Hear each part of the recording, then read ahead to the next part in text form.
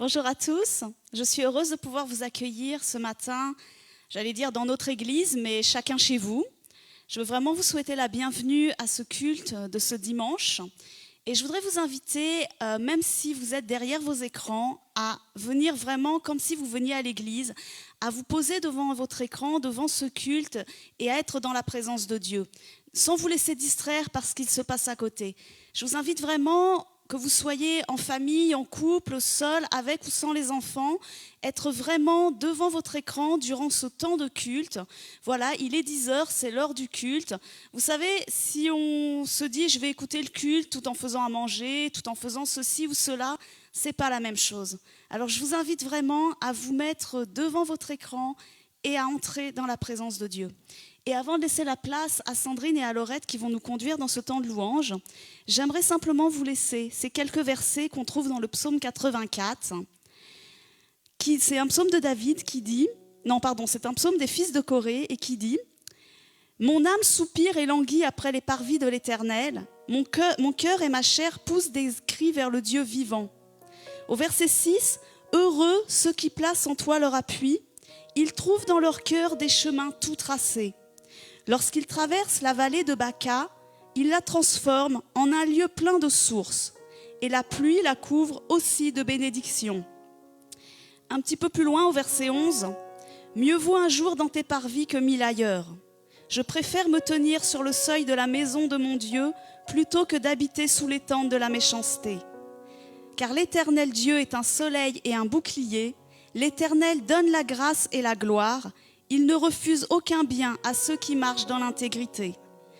Éternel des armées, heureux l'homme qui se confie en toi. » Ce texte parle de la maison de Dieu. Vous me direz, je ne suis pas dans la maison de Dieu, mais tu es devant ton écran et Dieu est dans ta maison. Alors je vous invite vraiment à passer ce temps en restant connecté à Dieu et je laisse toute la place à Sandrine et à Laurette. Bonjour à tous, c'est encore un plaisir d'être avec vous dans votre salon ce matin, ou dans votre lit. On va chanter plusieurs chants. Et le premier, le vrai bonheur est pour tous ceux qui demeurent dans tes parvis, Seigneur. Le vrai bonheur est pour tous ceux qui te cherchent, pour ceux qui louent ton nom sans cesse. Le vrai bonheur, c'est de toujours trouver en toi la force et la joie. Et le vrai bonheur, c'est de placer toute sa confiance dans le Dieu d'espérance. Amen. Amen.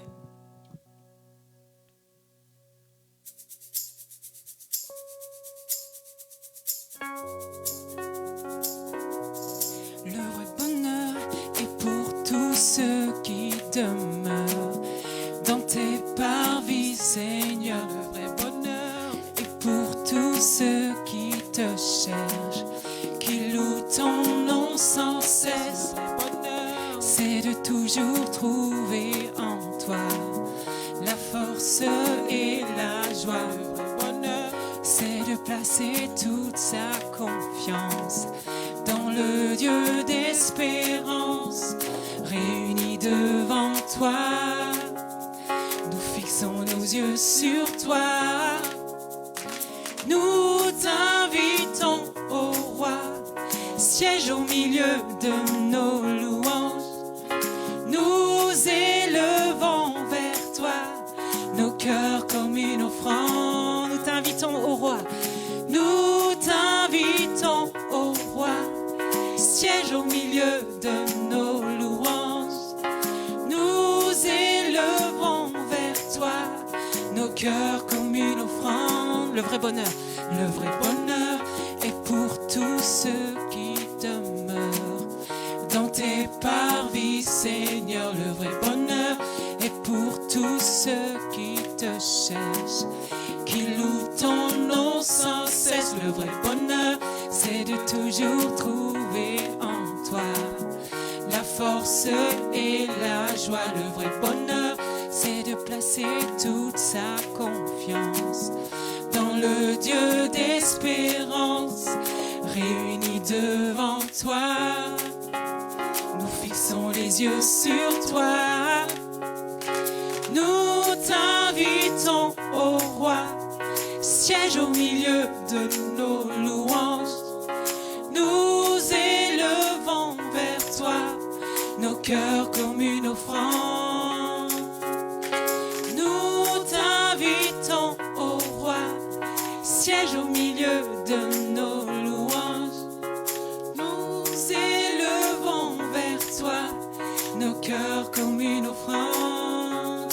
Mieux vaut un instant près de toi plutôt que 1000 ailleurs.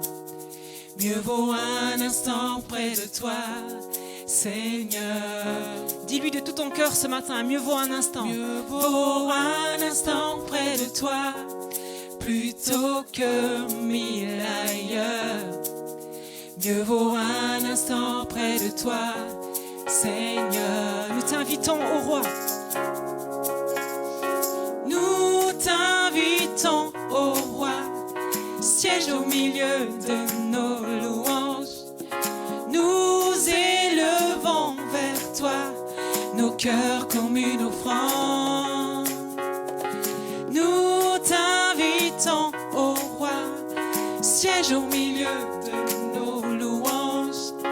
Nous élevons vers toi nos cœurs comme une offrande. Reçois la reconnaissance de nos cœurs comme une offrande. Reçois la reconnaissance de nos cœurs comme une offrande. Amen. Seigneur, on veut venir devant toi avec de la reconnaissance, Seigneur, avec des merci. Avec plein de merci, Seigneur, plein de merci pour tout ce que tu es, Seigneur, et pour tout ce que tu fais pour nous. Seigneur, merci pour ce matin. Merci parce que nous avons la grâce, Seigneur, de pouvoir rentrer dans ta présence, Seigneur. Merci parce que ça a coûté la vie de ton Fils unique. Seigneur, merci parce que tu es là. Merci parce que tu nous fais grâce de ta présence. Et parce que l'accès est toujours ouvert à toi. Merci parce que tu es le Dieu qui pardonne complètement. Seigneur, tu enfuis nos péchés, Seigneur, plus bas que le plus profond des océans, Seigneur. Merci pour ça. Seigneur, on vient avec de la reconnaissance dans ta présence, Amen. Dans tes parvis. Amen. Alléluia. Gloire à ton nom, Seigneur. Gloire à ton nom, Seigneur. Il est là, présent parmi nous. Et il trace un chemin. Amen. En fait, notre Dieu, c'est juste le Dieu de l'impossible. Quand on croit qu'il n'y a pas d'espoir, quand on croit que notre situation est désespérée, notre Dieu, c'est le Dieu de l'espérance. Amen. C'est le Dieu qui trace un chemin là où il n'y avait pas de chemin. C'est le Dieu qui opère des miracles. C'est le Dieu qui tient ses promesses. Mon frère, ma sœur, peut-être que tu connais les promesses dans sa parole. Il y en a tellement. Ce Dieu-là, le Dieu que nous louons ce matin, il tient ses promesses. Amen. Et il chasse les ténèbres. Il peut chasser les ténèbres de ta vie. C'est ce chant qu'on va chanter. Tu traces un chemin.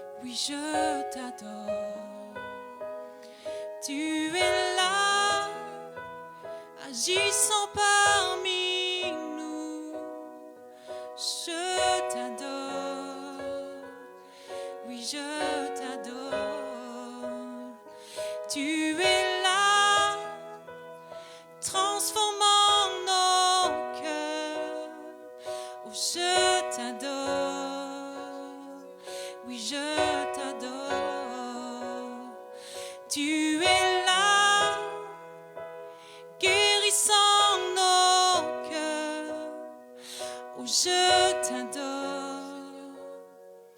où je t'adore. Tu traces un chemin, opères des miracles, tu tiens tes promesses, tu chasses les ténèbres. Mon Dieu, c'est ce que tu fais. Tu traces un chemin. Tu traces un chemin, opères des miracles, tu tiens tes promesses, tu chasses les ténèbres. Mon Dieu, c'est ce que tu fais. Tu es là, transformant nos vies. Je t'adore, oui je t'adore. Tu restaures les cœurs brisés. Tu es là, tu restaures les cœurs brisés. Je t'adore, oui je t'adore. Tu traces un chemin, tu traces un chemin, opères des miracles, tu tiens tes promesses, tu chasses les ténèbres. Mon Dieu, c'est ce que tu fais. Tu traces un chemin, tu traces un chemin, opères des miracles, tu tiens tes promesses, tu chasses les ténèbres. Mon Dieu, c'est ce que tu fais. C'est ce que tu fais. C'est ce que tu fais. C'est ce que tu fais.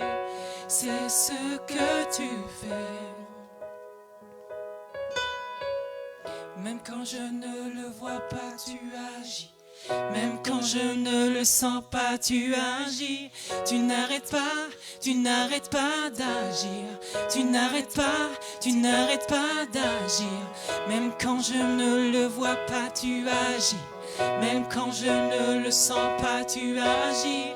Tu n'arrêtes pas d'agir. Tu n'arrêtes pas d'agir. Même quand je ne le vois pas, tu agis. Même quand je ne le sens pas, tu agis. Tu n'arrêtes pas d'agir. Tu n'arrêtes pas d'agir. Même quand je ne le vois pas, tu agis. Même quand je ne le sens pas, tu agis. Tu n'arrêtes pas d'agir. Tu n'arrêtes pas d'agir.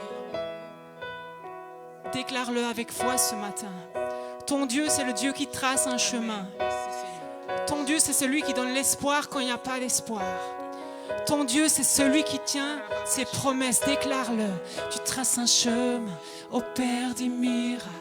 Tu tiens tes promesses, tu chasses les ténèbres. Mon Dieu, c'est ce que tu fais. Déclare-le avec foi. Tu traces un chemin. Tu traces un chemin, opères des miracles. Tu tiens tes promesses, lumière dans les ténèbres. Mon Dieu, c'est ce que tu fais. C'est ce que tu fais. C'est ce que tu fais. C'est ce que tu fais. C'est ce que tu fais. C'est ce que tu fais. Même quand je ne le vois pas. Même quand je ne le vois pas, tu agis. Même quand je ne le sens pas, tu agis. Tu n'arrêtes pas d'agir. Tu n'arrêtes pas d'agir. Même quand je ne le vois pas, tu agis. Même quand je ne le sens pas, tu agis. Tu n'arrêtes pas d'agir. Tu n'arrêtes pas d'agir. Seigneur, merci parce que tu traces un chemin, Seigneur. Seigneur, merci, on veut juste te louer, Seigneur. Seigneur, et à tous ceux qui ont perdu l'espoir parce que leur situation était tellement difficile, Seigneur, je te prie de rendre l'espoir. Parce que tu es le Dieu de l'espérance. Parce que tu es le Dieu qui tient tes promesses. Parce que ta parole dit que tes compassions se renouvellent chaque matin. Tes compassions ne prennent pas fin. Seigneur, merci parce qu'il y a de l'espoir en toi, Seigneur. Merci, Seigneur.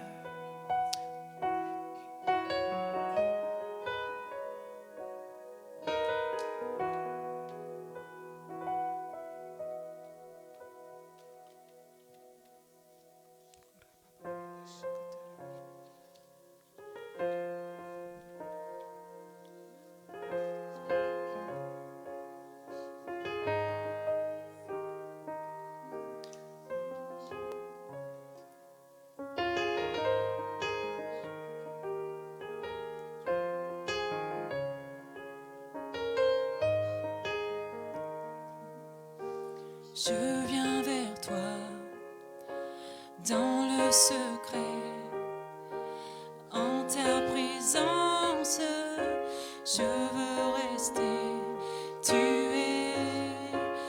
Tu seras toujours là.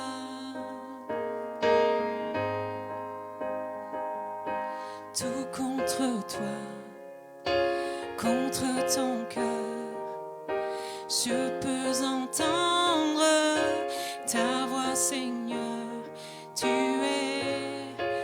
Tu seras toujours là. Ébloui devant toi, Éternel.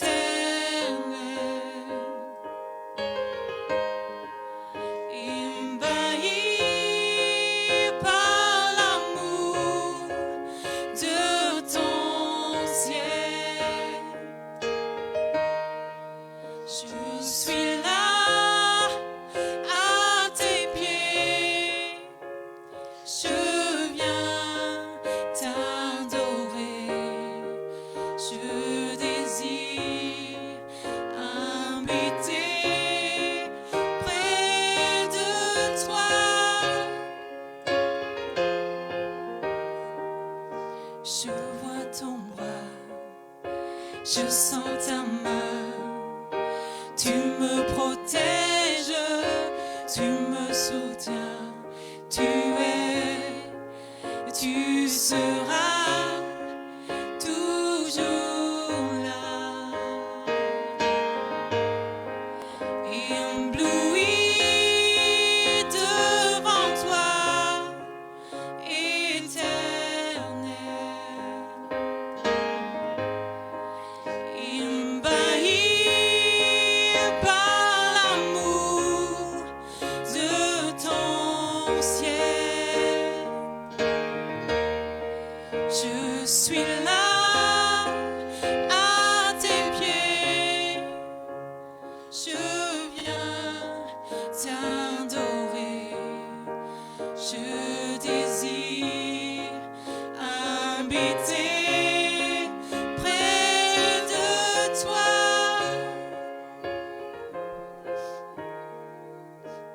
Mon frère, ma sœur, j'ai juste à cœur de te dire ce matin que ton Dieu, il est là. Que ton Dieu, il est toujours là. Il était, il est et il sera toujours avec toi. C'est vrai que parfois quand l'épreuve nous enveloppe, quand l'épreuve nous envahit et quand c'est tellement difficile, on a du mal à croire que Dieu est là. Mais comme on l'a chanté tout à l'heure, notre Dieu, c'est celui qui tient ses promesses. Il ne t'abandonne pas. Il est juste avec toi. Même si tu ne le vois pas, même si tu ne le sens pas, il est là. Tu es ma lumière, en toi j'ai un Père, reçois ma prière.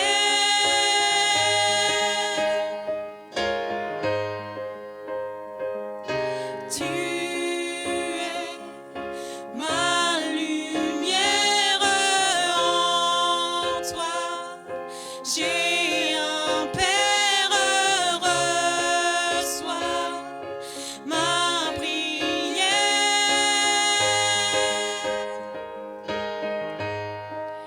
Ébloui devant toi, Éternel. Ébahi par l'amour de ton ciel. Nous sommes là à tes pieds, Seigneur. Je suis là à tes pieds, je viens t'adorer, je désire habiter près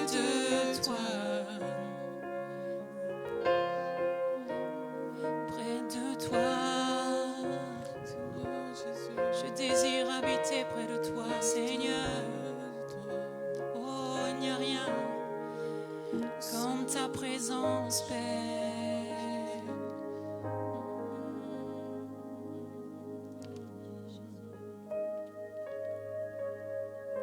Ce que nous voulons, Seigneur, c'est ta présence avant toute chose. Ce que nous voulons, Seigneur, c'est être auprès de toi. Et comme on l'a chanté dans ce chant, nous voulons simplement être éblouis devant ta présence, éblouis devant ce que tu fais, mais surtout devant qui tu es. Et ce matin, je voudrais t'inviter, toi qui es là devant ton écran, à prendre quelques minutes pour être dans la présence de Dieu, pour le louer, pour l'adorer, pour chercher sa face, pour chercher sa présence. Je veux t'inviter à prier, à ce qu'on prie tous ensemble pour que Dieu soit présent dans nos vies, pas seulement un dimanche matin devant l'écran, pas seulement devant une prédication ou un temps de louange qu'on peut regarder sur Internet dans la semaine peut-être, mais dans ton quotidien. J'aimerais que tu puisses dire avec moi, Seigneur, viens dans mon quotidien. Viens dans mon quotidien dès le matin quand je me réveille. Viens dans mon quotidien quand je vais travailler. Viens dans mon quotidien quand je pars en voiture. Viens dans mon quotidien dans ma famille. Viens dans mon quotidien quand je vais me coucher le soir. Viens dans mon quotidien, c'est-à-dire dans chaque instant, chaque minute de ma vie. J'aimerais te donner ce verset dans le psaume 27, versets 8 à 9. C'est David qui dit ceci, « Mon cœur dit de ta part, donc son cœur dit de la part de Dieu, cherchez ma face. Je cherche ta face, ô Éternel, ne me cache point ta face. Seigneur, tu nous as dit de venir à toi et que tu nous répondrais, que toi tu viendrais à nous. Alors ce matin, je te prie, Père, viens dans mon quotidien, dans ma vie, viens dans le quotidien de mes frères et sœurs, viens dans le quotidien de chacun, homme, femme, plus jeune, plus âgé, viens dans le quotidien de nos aînés qui ne peuvent être devant Internet ce matin. Mais je veux te prier pour eux particulièrement, te prier de venir les visiter là où ils sont, dans leur maison. Seigneur, ils n'ont que toi, littéralement pour le coup, ils n'ont que ta parole, mais ils ont surtout ta parole et ta présence. Je te prie, Seigneur, pour toutes nos personnes âgées, viens dans leur quotidien, Seigneur. Viens les visiter là où ils sont dans leur maison. Et je te prie pour chaque homme, chaque femme, chaque ado, chaque jeune. Seigneur, viens dans leur quotidien. Viens, Seigneur, les visiter là où ils sont. Viens faire, Seigneur, ce que nous ne pouvons pas faire parce que nous sommes loin d'eux. Viens, Seigneur, les remplir de ta présence. Par ton esprit, Seigneur, va visiter chacun. Va remplir les vies, Seigneur, dans les maisons. Viens agir de manière surnaturelle dans les situations que nous-mêmes, nous ne connaissons pas. Oh Seigneur, viens dans notre quotidien, que tu ne sois pas seulement le Dieu du dimanche matin, que tu ne sois pas le Dieu d'un mardi ou d'un vendredi soir, que tu ne sois pas le Dieu de la dernière chance, que tu ne sois pas la roue de secours, ou le distributeur automatique de bénédiction. Tu es bien plus que ça. Tu es Dieu dans toute situation. Seigneur, nous te prions ce matin. Viens dans notre quotidien. Viens faire partie de nos vies. Pas seulement un petit point comme ça dans la journée. Non, viens Seigneur, visiter chacun. Et je vous invite, alors que vraiment nous restons dans cette attitude où nous demandons à Dieu de venir dans nos vies, de chercher sa présence, de nous aider à le faire, de nous donner cette soif de plus de lui. Je vous invite avec Sandrine et Laurette, on va reprendre ce chant, cette première partie du chant et ce refrain. Et je vous invite non pas forcément à chanter si vous ne vivez pas les paroles, mais si vous chantez, alors que ces paroles soient une prière, on va le prendre comme une prière ce matin. Je viens vers toi. Dans le secret, en ta présence, je veux rester dans ta présence, Seigneur. Tu es, parce que tu es Dieu. Tu seras toujours là, Seigneur. Toujours là.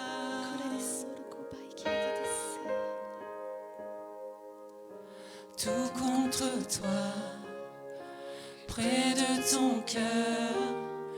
Je peux entendre ta voix, faire entendre Seigneur. Ta voix, Seigneur. Tu es dans le cœur de ceux qui te recherchent. Tu seras viens, Seigneur, toujours assuré de ta présence, Père, même quand on ne te sent pas. Ébloui, je veux être ébloui, Seigneur, jour après jour. Devant toi.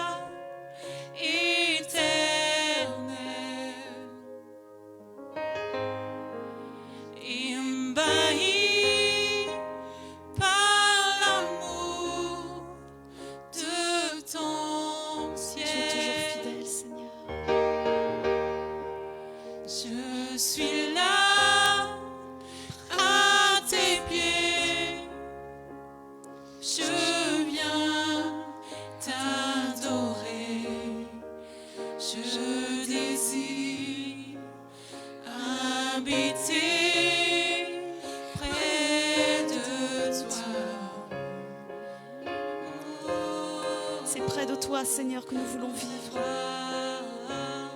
Tu es la source, Seigneur. Tu es la source de notre vie. Sois la source, Seigneur, de tous ceux qui te recherchent ce matin.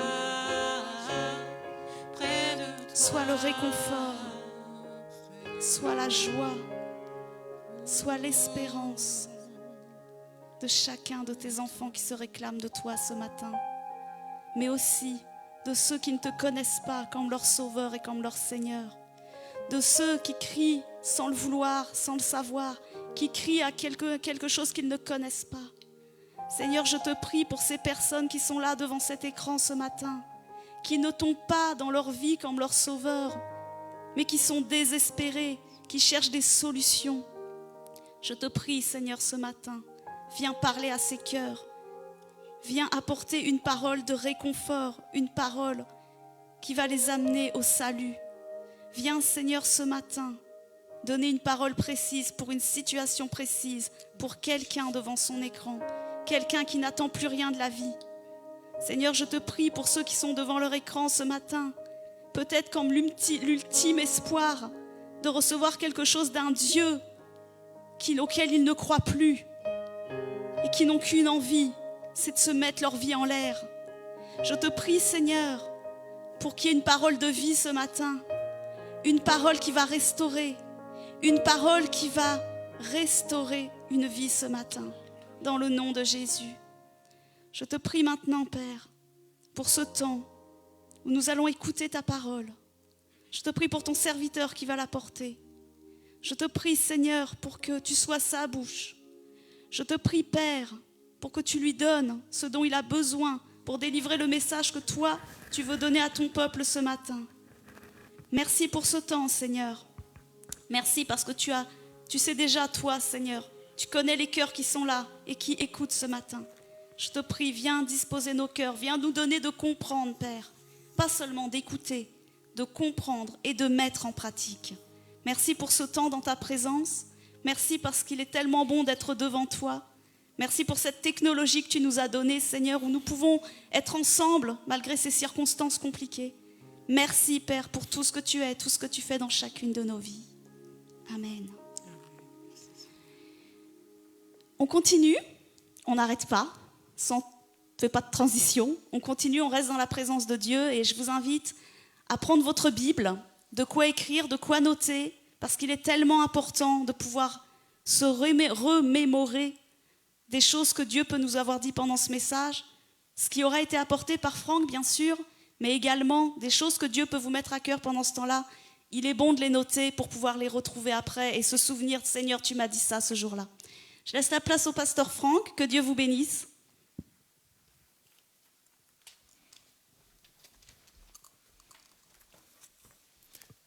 Voilà, bonjour à chacun, à chacune. Merci à nos sœurs Laurette, Sandrine et Rachel pour ce temps.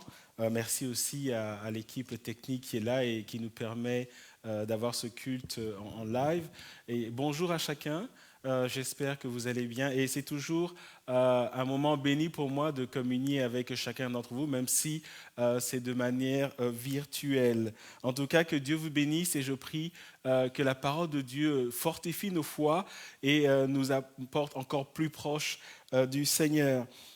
Alors nous continuons avec la thématique de la parole aux actes et la raison pour laquelle nous sommes dans cette thématique depuis plusieurs mois maintenant, c'est tout simplement parce qu'à Vie Nouvelle, nous avons choisi, nous avons décidé réellement de vivre notre vie chrétienne de manière pratique.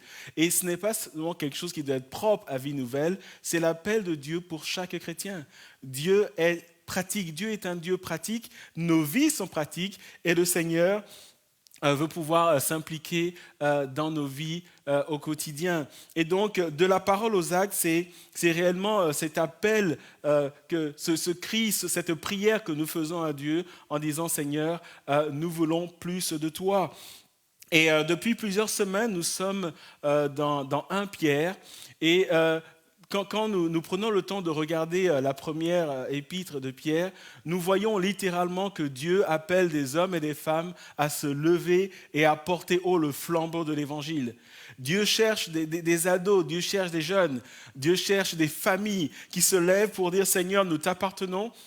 Et nous voulons annoncer au monde qui tu es. Et lorsque nous lisons 1 Pierre, nous voyons littéralement que Dieu cherche des pierres vivantes. Et nous avons pris le temps au cours des dernières semaines de parcourir le premier chapitre de cette première lettre de Pierre. Et ce que Pierre nous dit, inspiré par le Saint-Esprit, c'est que d'abord des pierres vivantes sont des hommes, des femmes, des jeunes qui sont nés de nouveau, qui sont régénérés. Des hommes, des femmes qui ont fait une rencontre personnelle avec le Seigneur et qui ont tellement compris leur position en Christ qu'ils vivent chaque jour en nouveauté de vie. Et il y a 3 semaines, nous avons commencé le chapitre 2 et nous avons vu que le Seigneur nous lançait un défi, le défi de la croissance spirituelle. Rappelez-vous 1 Pierre chapitre 2, le verset 2, « Désirez ardemment comme des nouveau-nés, le lait spirituel et pur de la parole, afin que vous puissiez croître pour le salut. » C'est le défi de la croissance spirituelle, le défi que nous avons choisi de relever.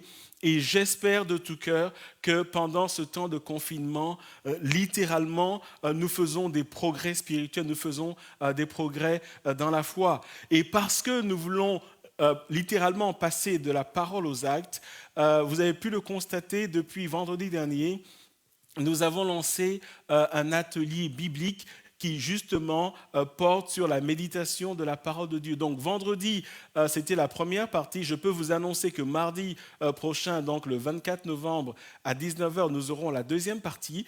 Et dans cette deuxième partie, nous allons voir littéralement les différentes étapes, les 4 étapes qui ont été partagées. Comment pratiquement méditer la parole de Dieu. Si vous l'avez manqué vendredi, il est encore sur notre page Facebook ou sur notre page YouTube.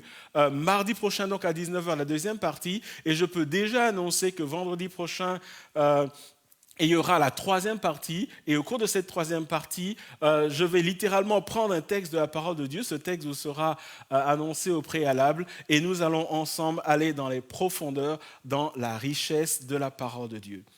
Mais pour l'heure, ce matin, revenons à 1 Pierre. Et nous sommes dans le chapitre 2. Donc, nous sommes toujours dans la thématique pierre vivante, de la parole aux actes, pierre vivante. Nous voulons être des pierres vivantes pour le Seigneur. Le verset de base, c'est 1 Pierre chapitre 2, le verset 5. Et ce matin, nous allons regarder de plus près les versets 4 à 10 du chapitre 2. Ce passage que je vous lis maintenant, vous l'avez sur vos écrans. 1 Pierre chapitre 2, versets 4 à 10. « Approchez-vous de lui, pierre vivante, rejetée par les hommes, mais choisie et précieuse devant Dieu. Et vous-même, comme des pierres vivantes, édifiez-vous pour former une maison spirituelle, un saint sacerdoce, afin d'offrir des victimes spirituelles agréables à Dieu par Jésus-Christ. Car il est dit dans l'Écriture, « Voici, je mets en Sion une pierre angulaire, choisie, précieuse. Et celui qui croit en elle ne sera point confus. L'honneur est donc pour vous qui croyez. Mais pour les incrédules, la pierre qu'ont rejetée ceux qui bâtissaient est devenue la principale de l'angle, et une pierre d'achoppement et un rocher de scandale. Ils s'y heurtèrent pour n'avoir pas cru à la parole, et c'est à cela qu'ils sont destinés. Vous, au contraire, vous êtes une race élue, un sacerdoce royal, une nation sainte, un peuple acquis, afin que vous annonciez les vertus de celui qui vous a appelé des ténèbres à son admirable lumière, vous qui autrefois n'étiez pas un peuple et qui maintenant êtes le peuple de Dieu, vous qui n'aviez pas obtenu miséricorde et qui maintenant avez obtenu miséricorde. » Amen. Ce matin, et à partir de ce matin, nous allons décortiquer ce passage.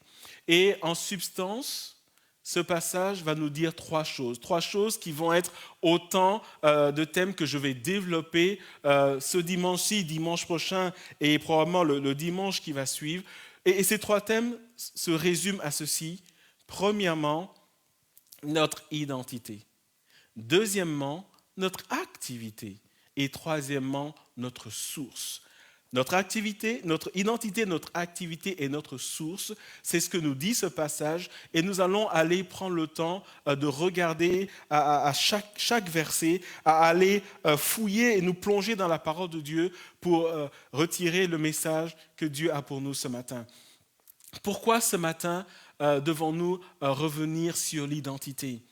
Et tout simplement, frères et sœurs, parce que alors que nous passons des moments difficiles, des moments qui n'ont pas été vécus au cours d'une histoire récente, dans l'histoire de l'Église, c'est des moments qui sont assez particuliers.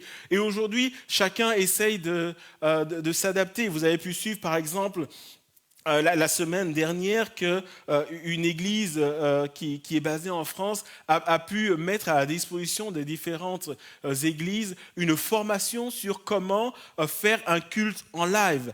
Pourquoi ? Parce que la forme de nos cultes a changé. Et il est évident que pour le futur, le culte, ce sera en présentiel, mais aussi en distanciel. Et nous devons nous adapter à cette réalité qui est là. Et la question que nous devons nous poser ce matin, c'est en tant qu'Église, en tant que chrétien, comment est-ce que je vis ces moments ? Et le premier point que cette parole que nous avons lue nous dit, c'est qu'il est important de connaître son identité. Pourquoi ? Et pourquoi est-ce qu'il est important de revenir sur l'identité alors qu'il y a 2 semaines, nous avons déjà apporté un message là-dessus au sein de notre assemblée? C'est tout simplement parce que notre identité permet de connaître notre priorité. Ne pas connaître son identité nous amène à subir les moments que nous sommes en train de vivre. Mais la volonté de Dieu pour chacun d'entre nous n'est pas de subir ces moments, mais d'être réellement des acteurs de ces moments. En d'autres termes, pour nous aujourd'hui qui sommes confinés et dont le quotidien a été chamboulé, la question est la suivante: qu'est-ce que le Seigneur attend de moi ? Qu'est-ce que le Seigneur attend de toi ? Qu'est-ce que le Seigneur t'appelle à faire ? Qu'est-ce que le Seigneur m'appelle à faire ? Et une question que quelqu'un peut se poser, c'est: où est le Seigneur ? Je ne vois plus le Seigneur dans mon quotidien. Et nous allons voir ce matin qu'à toutes ces questions, Dieu apporte des réponses. Et ce que j'aimerais que nous puissions voir aujourd'hui, c'est apprendre à nous regarder nous-mêmes selon la perspective de Dieu. En d'autres termes, aujourd'hui, l'Église, et nous le comprenons par cette situation, c'est plus que jamais vrai, l'Église ne s'est jamais réduite à un bâtiment. Et pour tous ceux pour qui ce n'était pas clair jusqu'à aujourd'hui, les faits nous montrent que l'Église de Jésus-Christ est toujours présente. Ce n'est plus un bâtiment, l'Église c'est toi, l'Église c'est moi. Et dans ces moments que nous vivons, qu'est-ce que le Seigneur nous appelle à faire ? Qu'est-ce que je suis censé faire ? Comment suis-je censé vivre ma foi ? Moi peut-être qui suis atteint par le Covid-19. Comment est-ce que je dois comprendre cela ? À celui qui peut-être a perdu son emploi, aux familles qui sont durement touchées par cette crise. Comment nous pouvons vivre cela alors que notre monde est en train de changer ? Quelle doit être notre perspective ? Et c'est pour ça qu'il est important de parler de notre identité. Et je l'ai dit, nous allons ensuite parler de notre activité. Et nous allons parler de notre source, celui qui est notre source, Jésus-Christ. Vous regardez dans ce passage que Jésus-Christ est identifié comme la pierre vivante, mais également la pierre qui est précieuse, la pierre qui est choisie, la pierre angulaire, la pierre d'achoppement. Et j'aurai le temps de revenir sur autant d'aspects du Seigneur Jésus. Que veut dire pour nous aujourd'hui, en 2020 et dans le futur, que Jésus est la pierre vivante, la pierre précieuse, la pierre choisie, la pierre angulaire, la pierre d'achoppement, un rocher de scandale. Qu'est-ce que ça veut dire pour nous ? Et pour que nous puissions le comprendre, il est important que nous puissions d'abord saisir les profondeurs de notre identité. Et ce sera le thème de mon message de ce matin, alors que nous sommes toujours en train de regarder ce que Dieu attend des pierres vivantes dans la thématique générale de la parole aux actes. Je vais donc relire ce passage de 1 Pierre chapitre 2, les versets 9 à 10. C'est sur ces 2 versets que nous allons saisir notre identité en Christ. Je relis 1 Pierre chapitre 2, versets 9 à 10. Vous, au contraire, vous êtes. Vous êtes. Et cette simple expression nous parle de l'identité. Pierre va dire, toi qui m'écoutes ce matin et qui appartiens à Jésus-Christ, tu es, nous sommes, vous êtes. Et il va donner 4 descriptions de notre identité. Vous êtes une race élue, un sacerdoce royal, une nation sainte, un peuple acquis, afin que vous annonciez les vertus de celui qui vous a appelé des ténèbres à son admirable lumière, vous qui autrefois n'étiez pas un peuple et qui maintenant êtes le peuple de Dieu, vous qui n'aviez pas obtenu miséricorde et qui maintenant avez obtenu miséricorde. Pour comprendre les descriptions que Pierre donne de notre identité, il est important de comprendre l'arrière-plan de Pierre. Et l'arrière-plan, je dirais, théologique de Pierre. Pierre était un juif et qui donc connaissait l'Ancien Testament. Et en réalité, Pierre va aller décrire une parole de l'Ancien Testament que nous trouvons dans Exode chapitre 19, les versets 5 à 6, que je vous lis maintenant. « Maintenant, si vous écoutez ma voix et si vous gardez mon alliance, vous m'appartiendrez personnellement parmi tous les peuples, car toute la terre m'appartient. Vous serez pour moi un royaume de prêtres et une nation sainte. Voilà les paroles que tu diras aux Israélites. » Cette parole de Exode se trouve dans le contexte de la rencontre de Dieu avec son peuple sur le mont Sinaï. Et dans ce contexte, Dieu était en train d'entrer dans une nouvelle alliance avec son peuple. Et lorsque Dieu leur dit, « Vous m'appartiendrez personnellement parmi tous les peuples, car toute la terre m'appartient, vous serez pour moi un royaume de prêtres et une nation sainte », littéralement, Dieu est en train de lui dire, « Je vous donne un nouveau statut ». Et ce matin, ce que je suis en train de dire, c'est que même si nous ne sommes pas ensemble, lorsque Dieu parcourt la ville de Rensart, la ville de Charleroi, la région de Charleroi, la Wallonie, la Belgique et les différentes nations du monde, Dieu est en train de regarder des hommes et des femmes qui lui appartiennent, des hommes et des femmes qui ont un statut particulier. Et j'aimerais que nous comprenions, frères et sœurs, que les chrétiens sont des hommes, des femmes, des jeunes qui ont un statut particulier, un statut qui les appelle à faire quelque chose pour le Seigneur, même pendant ce temps de confinement. 4 descriptifs donc, une race élue, un sacerdoce royal, une nation sainte, un peuple acquis. Et cela rentre dans le contexte de l'alliance de Dieu avec son peuple. En d'autres termes, cela rentre dans le contexte d'une relation que Dieu veut avec toi et moi. 4 descriptifs, 3 contrastes, ce sera le thème de mon message. Et le premier point, donc, ce sera l'identité. Notre identité, une race élue, un sacerdoce royal, une nation sainte et un peuple acquis. Commençons par une race élue, un peuple choisi.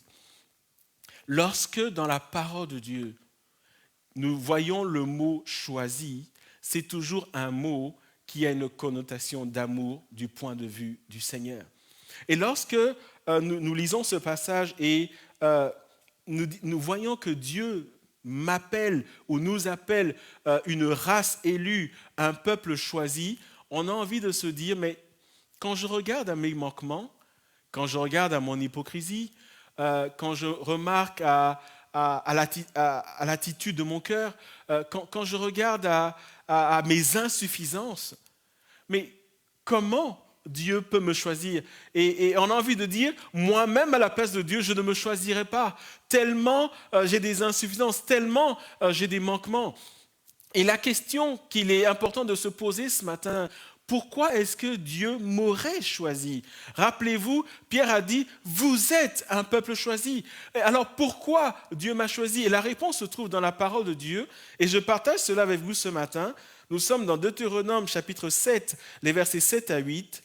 Ce n'est pas parce que vous dépassez tous les peuples en nombre que l'Éternel s'est attaché à vous et vous a choisi. C'est pas parce que tu es quelqu'un de bien que Dieu t'a choisi. En effet, vous êtes le plus petit de tous les peuples. En d'autres termes, si vraiment il y avait un critère de choix, Dieu ne se serait pas porté sur nous. Et le verset 8 nous dit, « Mais c'est parce que l'Éternel vous aime, parce qu'il a voulu tenir le serment qu'il avait fait à vos ancêtres, qui vous a fait sortir par sa main puissante et vous a délivré de la maison d'esclavage, de la main du Pharaon, roi d'Égypte.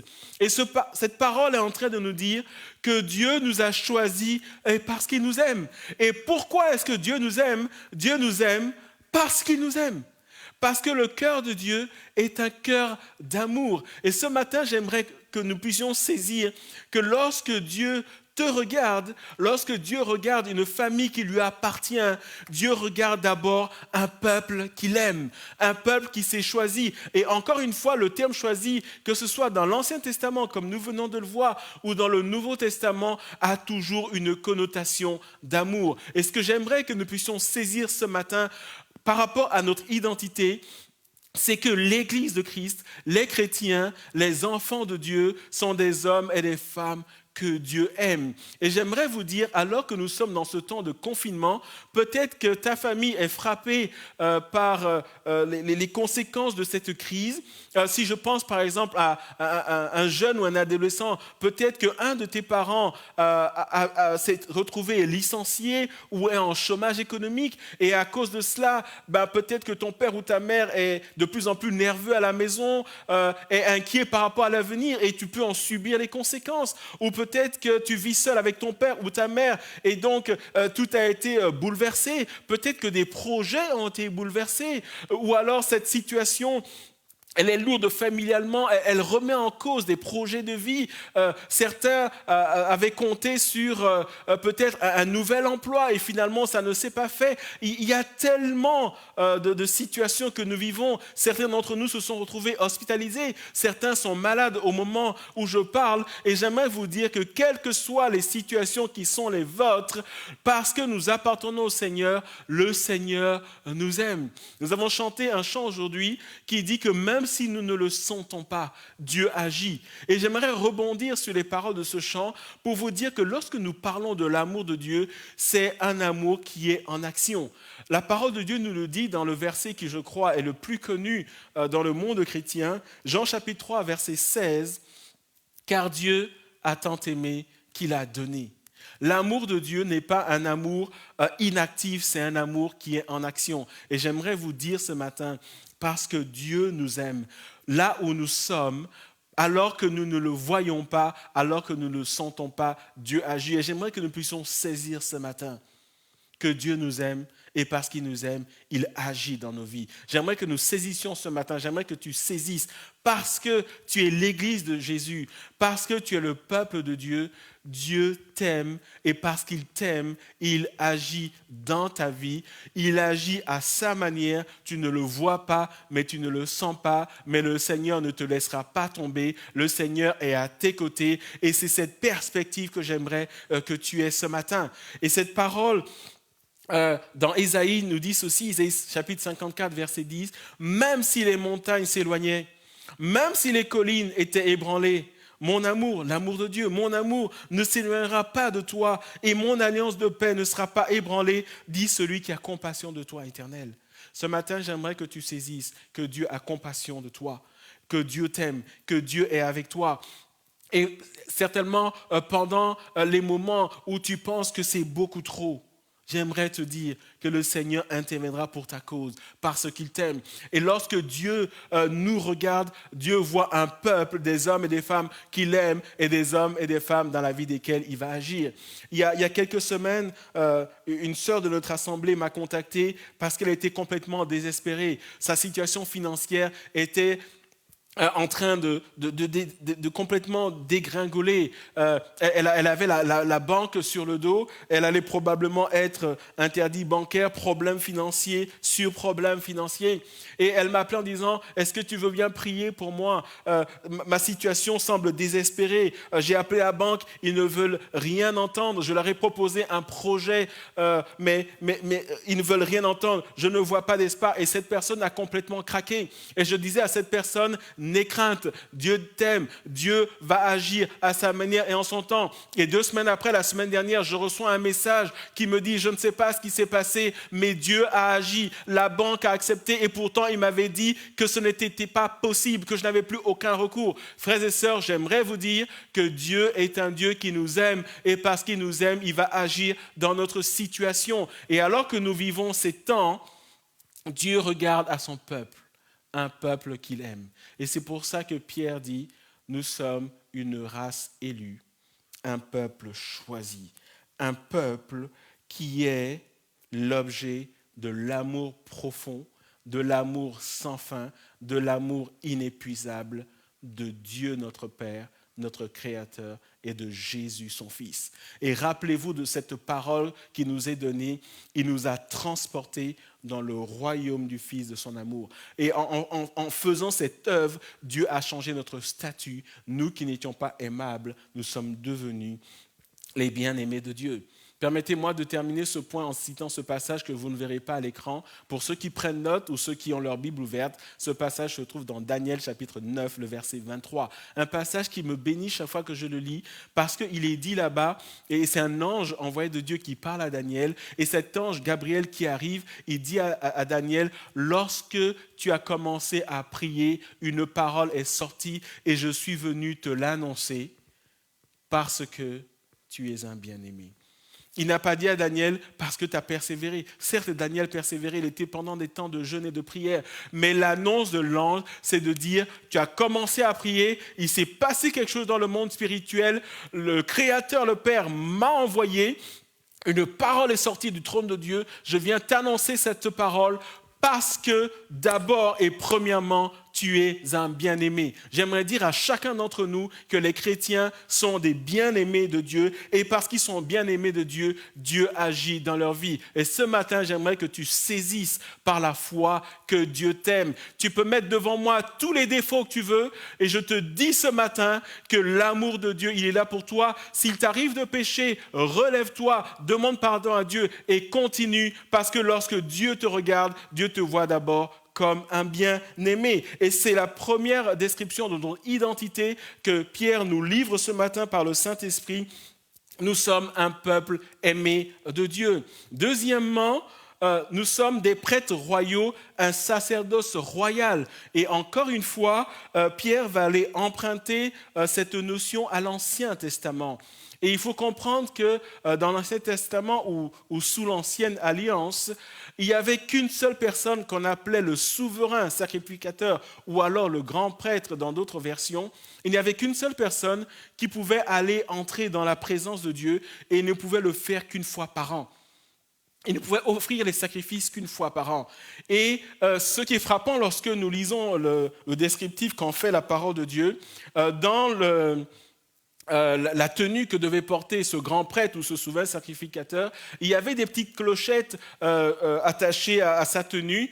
Pourquoi ? Parce qu'il était censé être en mouvement, faire un service dans ce qu'on appelait le lieu très saint, là où se trouvait la présence de Dieu. Et ceux qui étaient dehors, en fait, chaque fois qu'ils entendaient le bruit des clochettes, ils se disaient, il fait son service, il est vivant. Et lorsque le bruit des clochettes s'arrêtait, ils comprenaient qu'il était mort, certainement parce qu'il avait fait quelque chose que Dieu avait interdit de faire. Et donc, il y avait une corde qui était attachée à lui. Et quand on n'entendait plus les clochettes, on tirait la corde pour le faire sortir et on envoyait quelqu'un d'autre. Et ça se passait seulement une fois par an. Alors pourquoi je vous parle de ça ce matin et pourquoi est-ce que Pierre nous appelle, nous, des prêtres royaux ? Il faut comprendre que lorsque la Bible nous parle de souverains sacrificateurs, nous parle de prêtres royaux ou nous parle de prêtres tout court, de sacrificateurs, la Bible nous parle d'intermédiaires. Le souverain sacrificateur était un intermédiaire entre Dieu et son peuple. Et aujourd'hui, Pierre nous dit que nous n'avons plus besoin d'intermédiaires. Nous n'avons plus besoin d'intermédiaires. Et ce matin, cette parole nous dit, nous avons un accès direct au Père. Et ce message pour nous, il est important parce qu'il veut dire pour nous, alors que nous ne pouvons pas nous rejoindre ici physiquement, là où nous sommes, que nous soyons jeunes, que nous soyons une famille, que nous soyons un homme, que nous soyons une femme, Dieu, lorsqu'il nous regarde, Dieu nous voit comme un peuple et il s'attend à ce que ce peuple qu'il aime vienne dans sa présence. Ce matin, la parole de Dieu pour nous, c'est « Je t'attends dans ma présence ». T'es où ? T'es où? T'es un prêtre royal. L'accès, il t'est donné. Dans l'Ancien Testament, c'était, vous pouvez approcher, mais vous ne pouvez pas aller plus loin. Aujourd'hui, la parole de Dieu, c'est, tu peux approcher, tu peux venir aussi près que tu veux, parce que tu as un accès libre. Et ce matin, Dieu cherche des hommes et des femmes qui viennent dans sa présence. Et alors que nous vivons au quotidien et que les jours se suivent et se ressemblent, et je ne sais pas si vous avez remarqué, on a l'impression que le jour se lève et la nuit vient. Et en plus, on est dans un temps hivernal et à partir de 4h30, 5h, il fait déjà sombre. Et nos journées passent de plus en plus vite. Nos week-ends passent de plus en plus vite. Et la question pour nous ce matin, c'est, alors que le temps avance, est-ce que nous sommes de ceux qui vont dans la présence de Dieu ? Parce que nous sommes des prêtres royaux, Dieu nous appelle à venir dans sa présence. Et la question que j'ai pour toi aujourd'hui, c'est quand la dernière fois que tu es allé dans la présence de Dieu? Cette parole est en train de dire ce dont tu as besoin, ta source, ta ressource, tu vas la trouver dans la présence de Dieu. C'est quand tu iras dans la présence de Dieu que Dieu va se révéler à toi, que Dieu va te parler. Même si tu as 12 ans, prends 10 minutes, va dans la présence de ton Dieu. Et dis-lui simplement, Seigneur, alors que je lis ta parole, alors que je prie, touche-moi, parle-moi, que tu sois un peu plus âgé, que tu sois un père de famille, un mari, une femme, qui que tu sois, si tu es le peuple de Dieu, Dieu dit, je t'attends dans ma présence. Ne soyons pas de ceux qui confessent Christ et qui ne vont pas dans la présence de Dieu. Par définition, si nous appartenons à Dieu, Dieu dit, avant c'était limité, maintenant il y a un accès libre. Et lorsque Dieu nous voit ce matin, toi qui peut-être dans ton appartement, dans ta maison, dans ta chambre, dans ton cote, peut-être que vous me suivez en famille, peu importe, Dieu est en train de dire, est-ce que vous venez dans ma présence? C'est dans ma présence que ça se passe. Lorsque ça ne va pas, lorsque vous êtes démoralisé, lorsque vous avez besoin d'une parole, lorsque vous voulez être réconforté, lorsque vous voulez avoir une direction pour votre vie, lorsque vous voulez faire un choix, venez dans ma présence, parce que dans ma présence, il y a d'abondantes joies. C'est dans ma présence que je veux me révéler à vous. Et le Seigneur est en train de nous appeler ce matin dans nos choix, dans nos décisions, dans notre parcours de vie, dans notre manière de voir, de ressentir les choses. Dieu dit, viens dans ma présence. Le peuple de Dieu est un peuple que Dieu aime et un peuple qui vient dans la présence de Dieu. Vous savez, le monde entier, et nous le savons, est touché par cette pandémie. Il est rare qu'un seul événement mette tout le monde d'accord. Dans l'histoire de l'humanité, les événements qui mettent le monde entier sur le même pied d'égalité, c'est notamment les guerres. Nous avons déjà connu notre existence, l'humanité a déjà connu 2 guerres mondiales. Et à ce moment-là, personne ne pouvait pas se dire ne pas être concerné. Même s'il y avait des pays qui n'étaient pas directement impactés par la guerre, toujours est-il qu'elles pouvaient subir des effets collatéraux parce que le monde était en guerre. Aujourd'hui, nous parlons d'une pandémie, j'ai envie de dire une pandémie moderne où toutes les économies sont arrêtées. Et la question pour nous ce matin, où est le peuple de Dieu? Où est l'Église? Que fait l'Église? Qu'est-ce que nous sommes censés faire? Sommes-nous censés subir cette crise et vivre au jour le jour en espérant que ça va bien se passer? Et cette parole de ce matin nous dit, ce n'est pas ce que Dieu attend de nous. Ce que Dieu attend de nous, c'est que nous soyons de ceux qui viennent dans sa présence, pandémie ou pas, mais en particulier pendant ce temps de pandémie, Dieu nous appelle à venir dans sa présence afin d'être ressourcés, afin qu'il nous parle, afin qu'il nous nourrisse, afin qu'il nous dirige, afin qu'il nous bénisse, parce que comme nous allons le voir dimanche prochain, nous avons une activité. Notre identité va se retrouver dans le fait que nous venons dans la présence de Dieu. J'aimerais simplement dire ce matin que si Dieu nous dit que nous avons un accès libre à sa présence, à son trône, ce n'est pas juste pour que ce soit une information pour nous. Dieu ne souhaite pas seulement nous informer d'une bonne nouvelle. Dieu nous donne cette bonne nouvelle pour que nous puissions vivre la réalité qui s'attache à cela. Et ce matin, j'aimerais vous dire qu'il est temps que nous apprenions à aller devant le Saint-Trône, à nous prosterner devant lui en disant « Seigneur, je suis là, parle-moi ». Notre identité se retrouve dans l'accès que nous avons auprès du Père. J'aimerais lire ce passage, Hébreux chapitre 10, versets 19 à 22, un passage sur lequel j'ai eu l'occasion de prêcher il y a plusieurs mois, lorsque toujours dans le contexte de la parole aux actes, nous parlions de la foi à laquelle Dieu nous appelle. Hébreux chapitre 10, versets 19 à 22 nous dit ceci, « Ainsi, frères et sœurs, et permettez-moi de dire ceci, ainsi, frères et sœurs qui m'écoutez ce matin, ainsi, Église du Seigneur, ainsi, vous qui avez donné votre vie au Seigneur, ainsi, frères et sœurs, nous avons, par le sang de Jésus, l'assurance d'un libre accès au sanctuaire, le Saint des Saints. Cette route nouvelle et vivante, il a inaugurée pour nous au travers du voile, c'est-à-dire de son propre corps. Verset 21. De plus, nous avons un souverain prêtre ou un souverain sacrificateur, en fonction des versions, établi sur la maison de Dieu.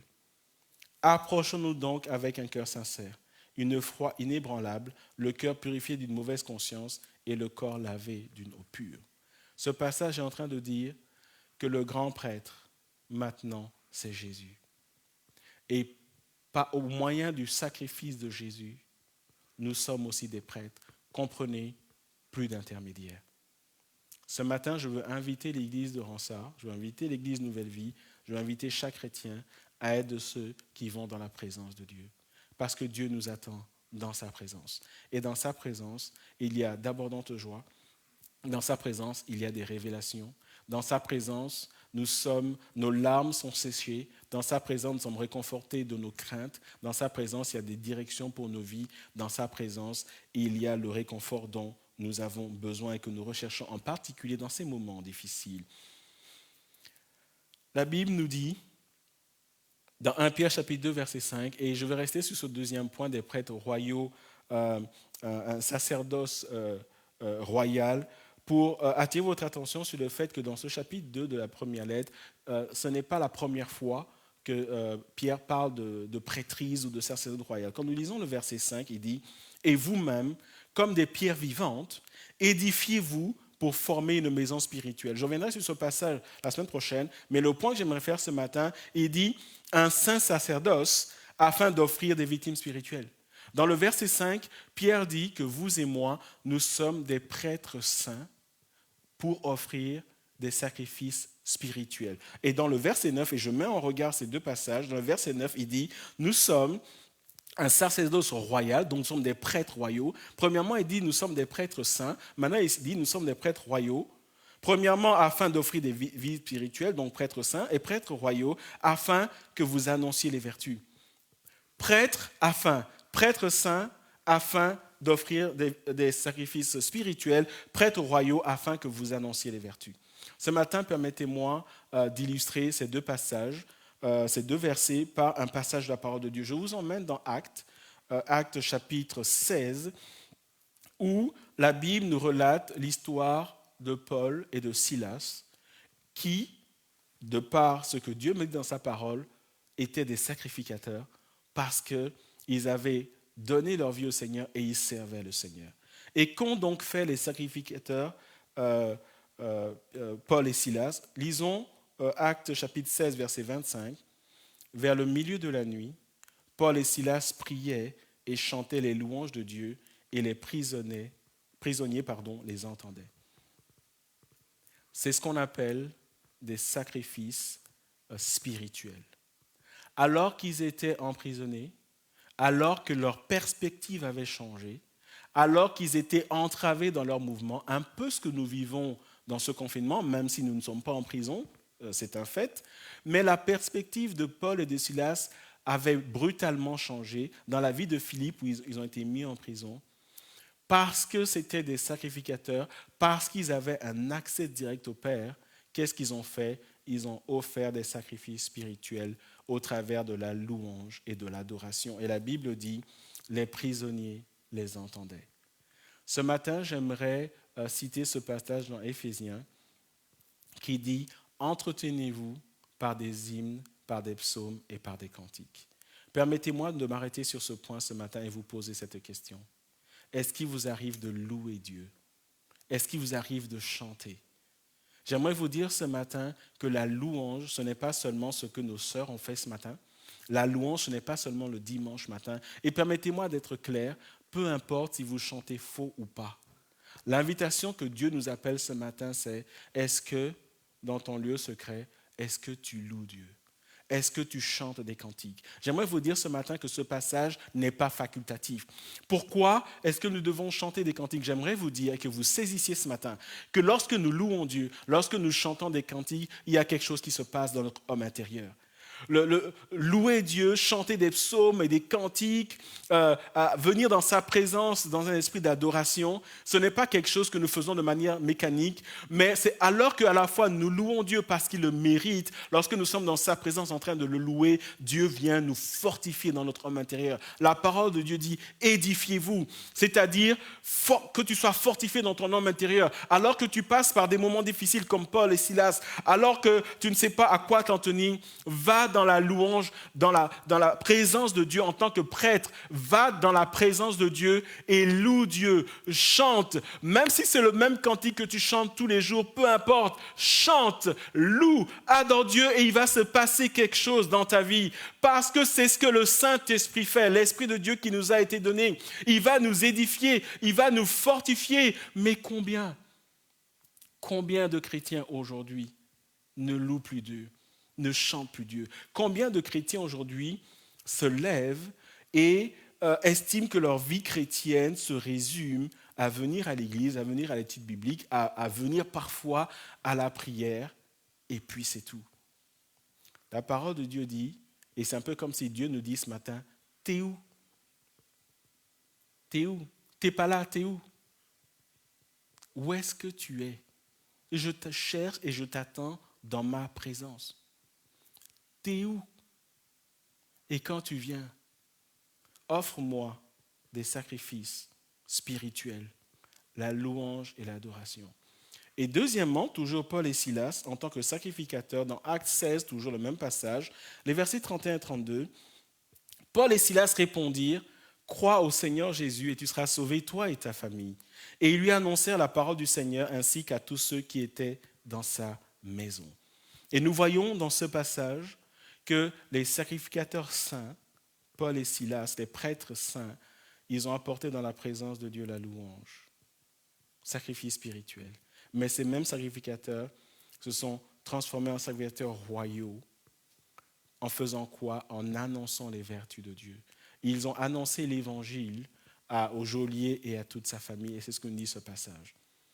Frères et sœurs, lorsque la Bible dit que nous sommes des prêtres royaux, elle va dire par là, par l'adjectif royal, va dire que nous avons une autorité, que nous ne sommes pas n'importe qui, que nous sommes privilégiés. Et j'aimerais que nous comprenions que dans le monde entier, en Belgique, à Charleroi, à Ransard, Dieu a un peuple qu'il aime, un peuple qui est privilégié et un peuple qui l'attend dans sa présence, afin qu'il puisse inspirer ce peuple et afin qu'au travers de ce peuple, l'évangile puisse s'étendre.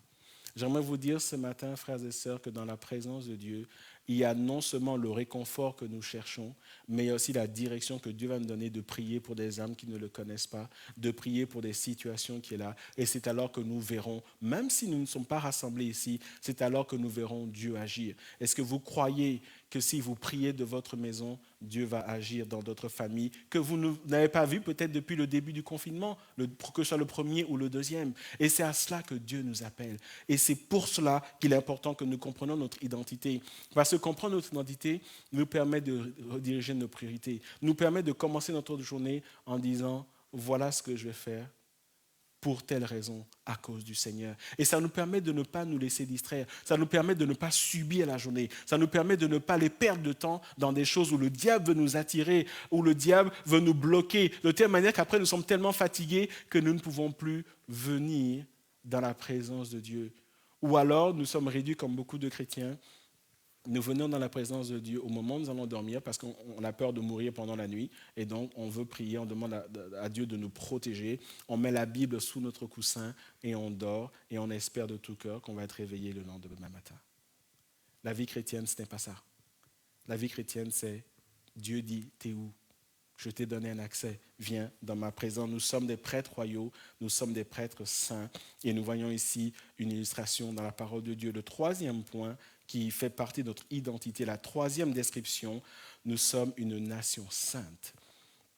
Et lorsque nous touchons ce point, lorsque Pierre dit nous sommes une nation sainte, là on a un peu de mal parce qu'on se dit non, là il y a une erreur de casting.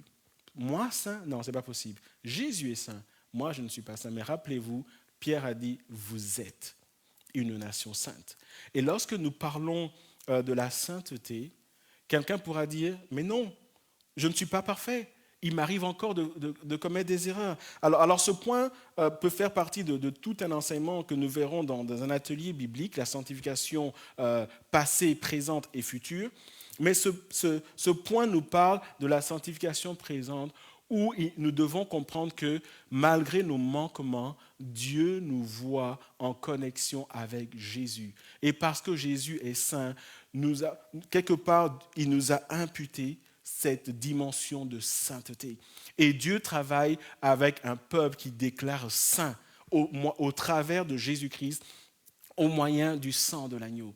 Et ce que j'aimerais que nous puissions comprendre, c'est que quand la Bible dit que nous sommes une nation sainte, la Bible est en train de dire que nous avons été touchés par Dieu. Nous avons été touchés par Dieu au point qu'il y a quelque chose de différent dans nos vies. Nous ne le voyons peut-être pas, mais l'Église, le peuple de Dieu, c'est un peuple dont le statut spirituel a changé. C'est des hommes et des femmes qui sont en leur lieu, mais des hommes et des femmes que Dieu a touchés, à qui Dieu a imputé la sainteté de son Fils au moyen de la croix, et des hommes et des femmes qui sont appelés à faire une différence. Nous lisons dans 1 Corinthiens chapitre 1 verset 30, « Or, c'est par lui que vous êtes en Jésus-Christ, lequel de par Dieu a été fait pour nous sagesse, justice et sanctification et rédemption. » Ce passage veut dire que si j'appartiens à Jésus, ma connexion avec lui, ma relation avec lui a fait que du point de vue de Dieu, je suis déclaré saint.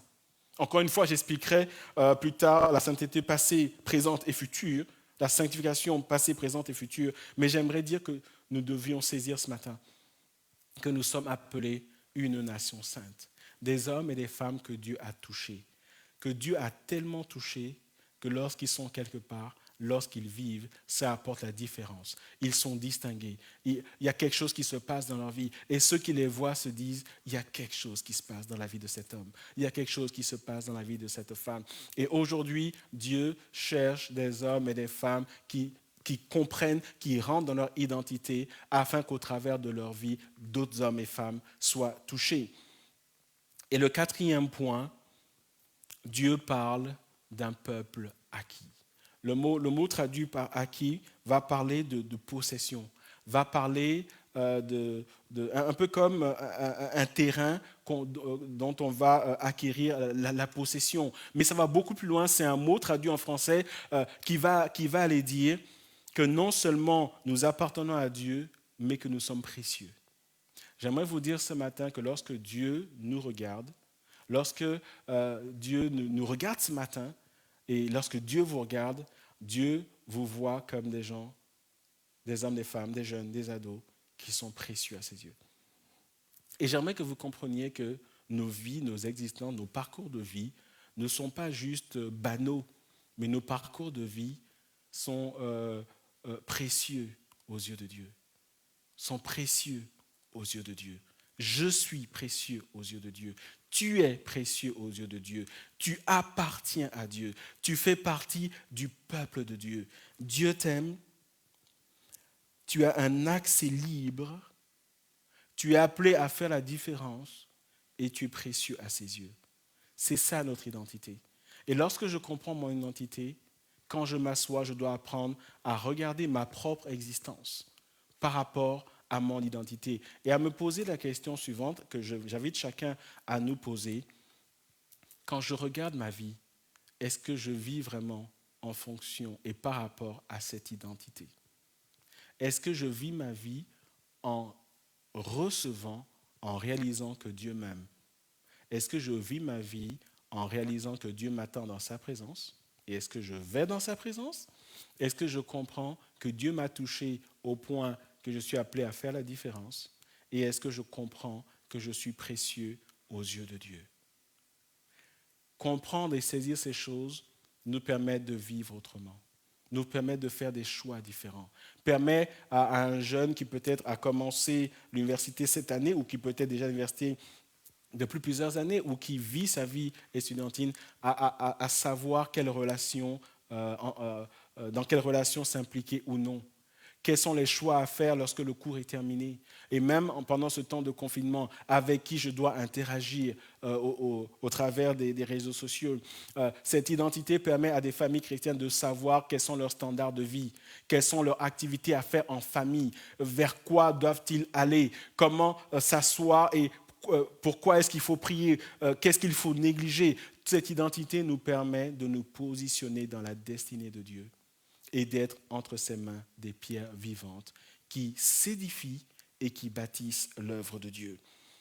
Je l'ai dit en début de message, Pierre fait 4 descriptifs dont je viens de vous parler et 3 contrastes. Je vais terminer ce message en vous parlant des 3 contrastes. Nous sommes dans les versets 9 et 10.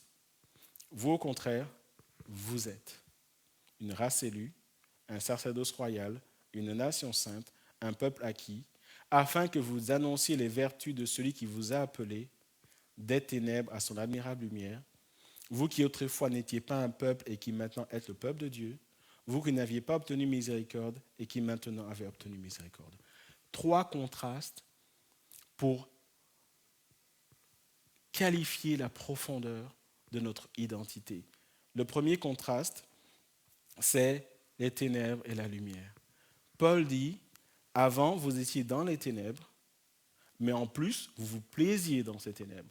Et l'image que nous donne ce passage, c'est quelqu'un qui est né, qui a grandi et qui vit dans la pénombre. Mais parce qu'il ne connaît que la pénombre, il croit que la pénombre, c'est en fait l'éclairage le plus absolu. Et la parole de Dieu dit que ce que Jésus a fait, il nous a fait sortir d'une situation dans laquelle nous nous plaisions, nous nous complaisions, et il nous a apporté dans son admirable lumière.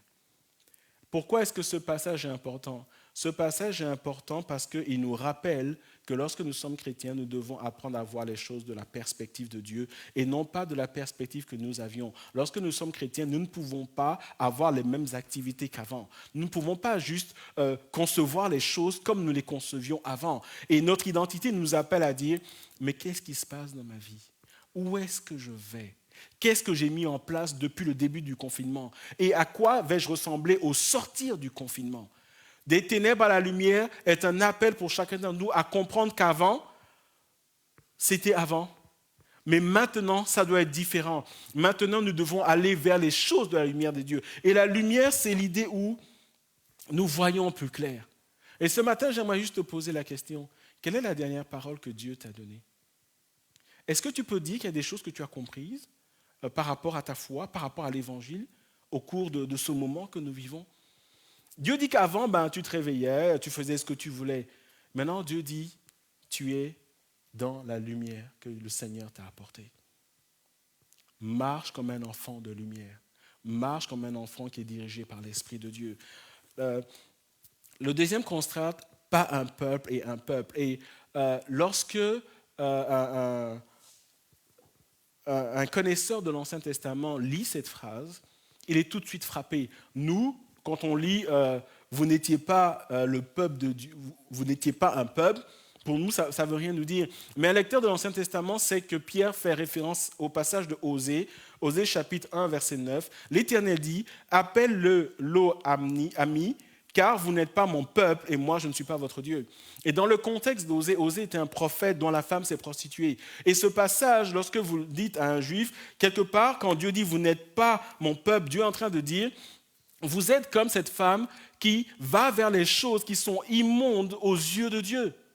Et donc, vous n'étiez pas le peuple de Dieu. Ça veut dire que vous n'avez pas le droit de citer dans le royaume de Dieu. Vous étiez loin de Dieu. Et Pierre nous dit, avant, vous étiez loin de Dieu. Maintenant, vous êtes le peuple de Dieu. Vous avez un statut différent. Est-ce que Dieu peut compter sur son peuple à Ronsard ce matin? Est-ce que Dieu peut compter sur son peuple en Wallonie ce matin? Est-ce que quand Dieu dit, je cherche un homme, on peut dire, Seigneur, me voici parce que je marche dans ta lumière et parce que je fais partie de ton peuple, parce que je le comprends et ma vie est mise au service de ta gloire. C'est ce que ce passage veut dire. Nous n'étions pas un peuple, maintenant nous sommes le peuple de Dieu.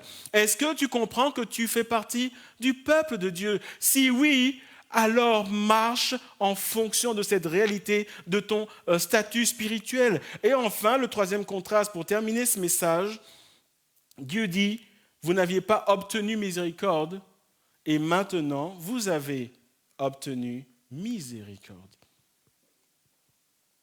Et la miséricorde, nous l'avons obtenue au travers du sacrifice. Avant, nous étions sous la colère de Dieu. Maintenant que nous appartenons au Seigneur, Dieu nous appelle à faire quelque chose. Nous avons obtenu miséricorde. C'est notre identité. Nous sommes passés des ténèbres à la lumière de Dieu. Nous n'étions pas un peuple, maintenant nous sommes un peuple. Notre identité va se résumer. S'il m'était permis de résumer cela, le message que je vous ai apporté ce matin, c'est tout simplement dire ceci. Faire partie de l'Église, c'est faire partie du peuple de Dieu. Frères et sœurs, faire partie de l'Église, c'est comprendre que Dieu a un peuple à Ronsard. Dieu a un peuple en Wallonie. Dieu a un peuple dans ce pays. C'est faire partie du peuple de Dieu par sa grâce. C'est faire partie d'une race élue, choisie, aimée de Dieu. C'est être un prêtre royal. C'est faire partie d'une nation sainte. C'est faire partie d'un peuple que Dieu s'est acquis. Un peuple appelé des ténèbres à son admirable lumière. C'est être le peuple de Dieu. C'est un peuple qui a obtenu miséricorde. Je vais terminer ce message et je vais inviter Sandrine et Laurette à me rejoindre sur scène. Je vais terminer ce message en disant simplement ceci. Est-ce que nous savons qui nous sommes? Je vais tourner cela différemment. Aujourd'hui, ce passage nous dit que le Seigneur regarde. Et le Seigneur dit que l'Église, c'est son peuple. Le Seigneur dit, je veux faire des choses, même dans ces temps de confinement, et je veux le faire au travers de mon peuple. Et Dieu dit, où est mon peuple? Où est mon peuple? Sommes-nous de ceux qui vont dire, Seigneur, me voici? Dieu nous appelle à être le peuple de Dieu. Dieu nous appelle à saisir notre identité. Et dimanche prochain, je vous parlerai de l'activité à laquelle Dieu nous appelle parce que nous avons compris notre identité. Mais avant cela, nous allons prier ce matin. Joignez-vous à moi dans la prière. Alléluia. Alléluia. Alléluia. Alléluia. Nous venons à toi, Père, dans le nom de Jésus. Et ce matin, tu nous rappelles, Seigneur, que tu nous dis de venir plus près de toi.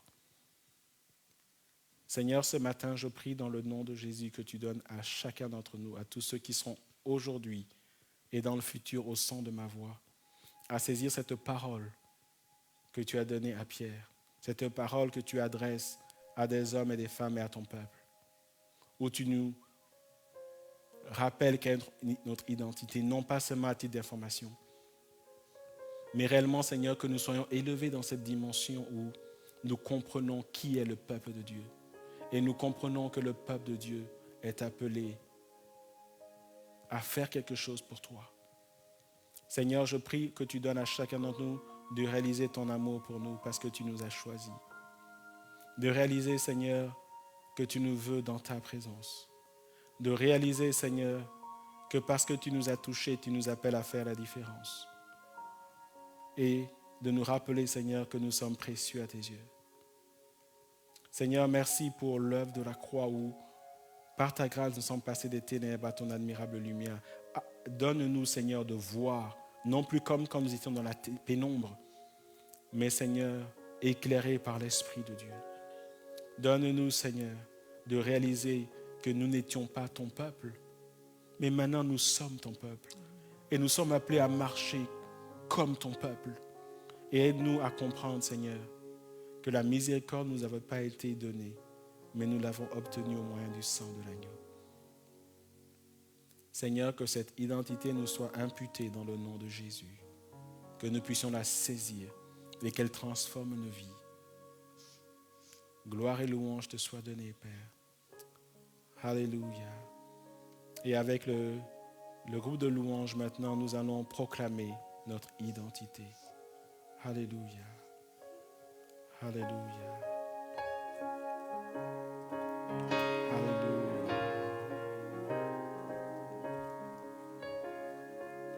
Qui suis-je pour que le roi des cieux m'ouvre ses bras? Perdu mais trouvé par sa grâce, son amour pour moi, son amour pour moi, il m'a libéré, ma dette est payée. Je suis enfant de Dieu, je suis à lui. Il m'a racheté à la croix grâce à son âme. J'étais esclave du péché, mais il m'a sauvé. Jésus m'a sauvé. Il m'a libéré, ma dette est payée. Je suis enfant de Dieu, je suis à lui. Et dans sa maison, j'ai trouvé ma place. Je suis enfant de Dieu, je suis à lui. Je suis choisi et affranchi. En toi je sais qui je suis. Tu es pour moi, pas contre moi. En toi je sais qui je suis. Je suis choisi et affranchi. En toi je sais qui je suis. Tu es pour moi, pas contre moi. En toi je sais qui je suis.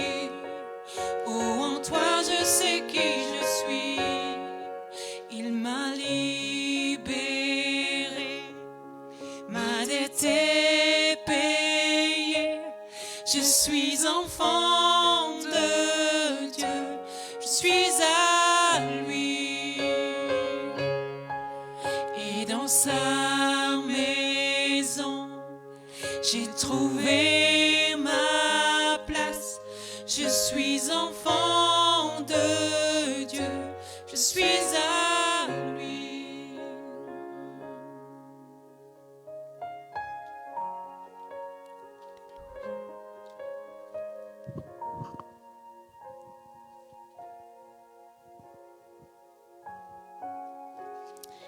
Merci Seigneur parce que nous sommes à toi et que tu prends soin de nous. Merci parce que tu nous aimes tellement Seigneur que tu ne veux pas nous laisser Père dans les difficultés. Tu ne veux pas nous laisser Seigneur dans les choses qu'on ne comprend pas. Tu veux prendre soin de nous. Et ce matin, avant de passer aux annonces, j'aimerais, parce que le Saint-Esprit met ça sur mon cœur très fort pendant tout le message, j'aimerais rebondir sur ce que Franck a dit, sur le fait que nous sommes aimés de Dieu, que nous sommes précieux à ses yeux. Et rebondir également sur ce que j'avais sur le cœur ce matin en priant. Il y a quelqu'un ce matin, tu as envie de mettre fin à tes jours parce que la situation avec cette épidémie est intenable.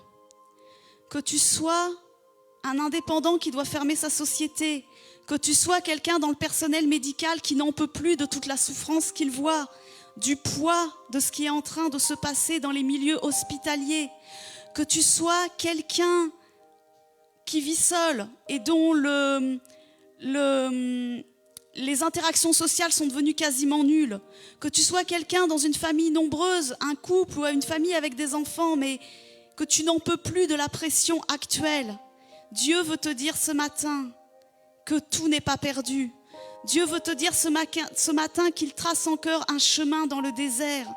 Dieu veut te dire ce matin qu'il est encore le Dieu des miracles. On l'a chanté ce matin et on va reprendre ce chant maintenant. Dieu n'en a pas fini. Dieu n'est pas là et te regarde te détruire. Nous avons malheureusement entendu dans les 2-3 dernières semaines les suicides de ces jeunes femmes parce que leurs sociétés ont coulé, elles ont mis fin à leur jour. Et ce matin, de la part de Dieu, je veux te dire que tu es précieux, que tu es précieuse et que Dieu ne veut pas que tu viennes allonger la liste malheureuse de ses victimes. Ce matin, même si tu ne connais pas Dieu comme ce Dieu d'amour, comme ce Père, même si tu ne connais pas Dieu tel que aujourd'hui nous pouvons te le présenter, ce n'est pas grave, mais il te demande simplement de crier à lui. Tu ne sais pas comment faire, tu es chez toi, dans la forêt, dans ta voiture, peu importe, mais crie à lui littéralement. Demande-lui d'agir littéralement, demande-lui de se montrer à toi, demande-lui de faire quelque chose pour toi, demande-lui de se prouver à toi. Et Dieu le fera parce qu'il t'aime, parce que tu es précieux, parce que tu es précieuse à ses yeux. Que tu entendes ce message ce matin, que tu l'entendes dans la semaine, dans les mois, dans les temps à venir, aussi longtemps que cette épidémie va créer des désastres. Cette parole est pour toi. Dieu crée un chemin dans le désert. Amen. Tu traces un chemin au Père des miracles. Tu tiens tes promesses, tu chasses les ténèbres. Mon Dieu, c'est ce que tu fais. Tu traces un chemin au Père des miracles. Tu tiens tes promesses, tu chasses les ténèbres. Mon Dieu, c'est ce que tu fais. Oui, c'est ce que tu fais. C'est ce que tu fais. C'est ce que tu fais. C'est ce que tu fais. Tu traces un chemin. Tu traces un chemin au Père des miracles. Tu tiens tes promesses. Tu chasses les ténèbres. Mon Dieu, c'est ce que tu fais. Je te prie, Seigneur, pour ces personnes, Père, pour ces personnes qui sont désespérées, Seigneur. Je te prie, Seigneur, pour que tu opères ce miracle dans leur vie. Je te prie pour que tu te révèles dans leur cœur de manière surnaturelle. Tu es le Dieu des miracles. Tu n'es pas seulement le Dieu puissant, tu es le Dieu tout-puissant et tu le fais, Seigneur. Et je te remercie. Je te remercie d'avance, Père, parce que tu vas voir ces personnes, tu vas visiter ces personnes, Seigneur, et tu vas le faire. Merci, Père, pour ce que tu fais. Merci, Seigneur, de donner la force et le courage alors que tout est espéré.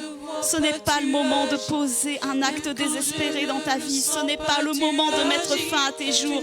C'est le moment de crier à Dieu ce matin parce qu'il faut se révéler à toi, non seulement dans ta situation financière, dans ta situation matérielle, mais dans ta situation personnelle, dans ton éternité. C'est une question d'éternité pour toi. Mettre fin à tes jours ne réglera pas le problème de ton éternité. Merci Jésus, merci parce que tu ne finis pas, Seigneur, tu n'arrêtes jamais. Merci pour ce que tu fais. Merci Seigneur. Merci Saint-Esprit parce que tu n'es pas seulement ici dans ce bâtiment, tu es auprès, tu es dans chaque maison, dans chaque appartement. Merci Seigneur. Merci Jésus pour ce que tu fais. Merci Père. Merci. Tu n'arrêtes pas d'agir, Seigneur. Tu n'arrêtes pas et tu n'arrêteras jamais. Tu traces un chemin au Père des miracles. Tu tiens tes promesses, tu chasses les ténèbres. Mon Dieu, c'est ce que tu fais. Une dernière fois, tu traces un chemin. Tu traces un chemin au Père des miracles. Tu tiens tes promesses, tu chasses les ténèbres. Mon Dieu, c'est ce que tu fais. Oui, c'est ce que tu fais. C'est ce que tu fais. C'est ce que tu fais. C'est ce que tu fais. Amen. Merci Seigneur pour sa parole, merci pour ce temps. Les annonces très simples, dimanche prochain, comme il l'a dit, Franck nous apportera la suite de ce message. Et tel qu'il l'a rappelé aussi dans son message, je vous rappelle l'atelier biblique que nous avons mis en place depuis vendredi soir, où nous allons pendant les temps à venir vous apporter des ateliers bibliques sur des thèmes pour nous permettre de grandir spirituellement dans ces circonstances compliquées, mais également dans l'avenir. Vendredi dernier, pour ceux qui ne l'auraient pas suivi, il est encore temps de faire un cours de rattrapage et d'aller écouter ce que Franck nous avait apporté, à savoir, c'était sur la méditation de la parole de Dieu. Ce premier atelier porte sur la méditation de la parole de Dieu. Et Franck nous a partagé sur ce qu'était la méditation et le but de la méditation de la parole de Dieu. La deuxième partie, comme il l'a dit, sera ce mardi 22 novembre, et nous apprendrons comment méditer la parole de Dieu en 4 étapes, qui comprendra la prière, comment méditer, écrire une application et mémoriser un verset, mais il nous expliquera tout cela mardi. Et vendredi, donc le 27 novembre, nous aurons la 3e partie avec, concrètement, on prendra un texte et on le méditera tous ensemble. Voilà pour les annonces. Avant de terminer, on va prier. On a un sujet de prière un petit peu particulier, on a un sujet de prière tout simplement, pour notre sœur Maggie, qui a été opérée très récemment et qui a il y a eu quelques complications, et nous allons vraiment prier pour terminer ce culte, prier pour elle, pour que Dieu vraiment pose sa main sur sa vie, pose sa main sur sa santé, pose sa main sur les médecins qui prennent soin d'elle également, que Dieu puisse agir afin que tout se termine bien. Et nous allons également, dans la continuité, prier pour tout le personnel médical qui, dans cette période, est vraiment mis sous pression et a beaucoup de difficultés. Que Dieu puisse bénir chacun. Seigneur, merci pour ce culte, merci pour ces temps dans ta présence qui sont tellement bienfaisants. Nous sommes heureux, Seigneur, d'être en bonne santé, nous sommes heureux d'avoir la technologie, nous sommes heureux, Seigneur, de pouvoir venir dans ta présence malgré tout, mais nous ne voulons pas oublier ceux qui passent par des moments difficiles. Et je veux t'apporter notre sœur Maggie. Je te demande vraiment, Père, de poser ta main sur sa vie, de poser ta main sur sa santé. Merci, Seigneur, parce qu'elle est ton enfant, elle t'appartient, elle te fait confiance. Mais nous voulons la soutenir dans la prière, Seigneur. Nous voulons vraiment être derrière elle, si je puis dire, Père, et te demander de poser ta main, Seigneur. Pose ta main sur les médecins, Seigneur, qui s'occupent d'elle. Pose ta main, Seigneur, sur sa vie, là où elle est dans cette chambre d'hôpital. Je te prie, Seigneur, pour sa fille qui est au loin, Seigneur, mais qui nous tient au courant aussi. Mets ta paix dans le cœur de cette femme, Seigneur, aussi. Et vraiment que tu puisses, Seigneur, agir, Seigneur, comme toi tu sais si bien le faire, Père, dans le nom de Jésus. Et Seigneur, je veux également prier particulièrement pour tout le personnel médical, pour tous ceux de nos frères et sœurs, Seigneur, qui, dans cette église, Seigneur, travaillent dans ce domaine. Je pense à Alain, je pense à Béatrice, à Rachidi, à Odile, à Barbara, et peut-être aussi, Seigneur, à ceux qui, dans notre assemblée, je ne sais pas qu'ils travaillent dans le domaine médical, mais Seigneur, je veux te les remettre particulièrement. Ils font partie, Seigneur, de notre famille, de notre église, et nous voulons les soutenir dans la prière, Seigneur, dans ces moments si difficiles. Je veux prier aussi, Seigneur, pour ceux qui nous suivent en live actuellement, qui font aussi partie de ce personnel médical, mais que nous ne connaissons pas. Et je te prie, Père, pour tous tes enfants qui, Seigneur, veulent te servir aussi au travers de leur métier, que tu puisses vraiment, Père, leur donner la force et le courage nécessaires. Je te prie, Seigneur, de manière plus générale pour tout le personnel médical, Seigneur, dans le monde entier, Seigneur, parce que cette épidémie est mondiale. Alors, Seigneur, je te demande de donner la force et le courage. Je te demande de soutenir, Père, et que des expériences soient vécues avec toi à travers, Seigneur, tout cela. Merci, Père, parce que nous venons à toi, parce que nous savons que tu entends notre prière. Merci, Père, pour ces temps. Merci pour la vie de chacun. Je te remets la semaine, Seigneur. de chaque personne. Merci pour tout ce que tu es, tout ce que tu fais, Père, dans chacune de nos vies. Amen. Voilà, notre culte est terminé. Je vous souhaite un bon dimanche. On se retrouve mardi sur la page Facebook de l'Église pour l'atelier, qui sera également mis sur YouTube en même temps. Donc voilà, tout le monde pourra suivre. N'hésitez pas à partager ceux qui ne sont pas sur Facebook, ce que vous pouvez connaître. Dites-leur que c'est sur YouTube à 19h mardi et à 19h vendredi. Et nous serons heureux de pouvoir passer ce temps à distance, mais tous ensemble avec vous. Bon dimanche et que Dieu vous bénisse.